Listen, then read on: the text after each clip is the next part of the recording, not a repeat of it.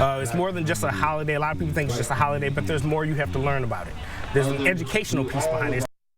The celebration of Juneteenth started more than 150 years ago when federal troops shared the news in Galveston, Texas that the Civil War had ended and that slaves would be free. Even though the day was not recognized as a federal holiday until 2021, it's been celebrated here in the Northwest Juneteenth Coalition for the past 14 years. Alexandra Cohen-Yarts was at this year's event in Grant Park and shares why the celebration is so important.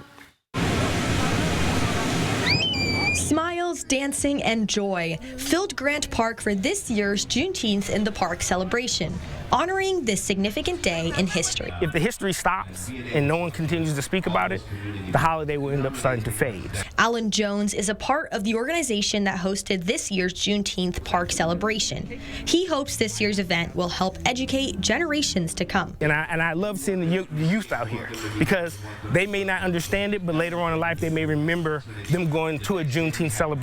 This year's Juneteenth celebration highlighted small and Black-owned businesses. The event also had various vendors who provided resources and information from community organizations. Erica Miller was excited to come to this year's event with her family. She graduated from Grant Elementary School, just across from where this year's celebration took place. Growing up here as a person of color in the 80s and 90s was a lot less diverse than it is now. Now, several years later, Erica is grateful to see growth in the community. Although Juneteenth celebrates the end of slavery in America, Alan acknowledges that there is still room for growth. We're trying to grow and get to a spot that we all aspire to. We're never going to be there overnight. There's so much history from this country that we have to try to get past, and it won't happen overnight.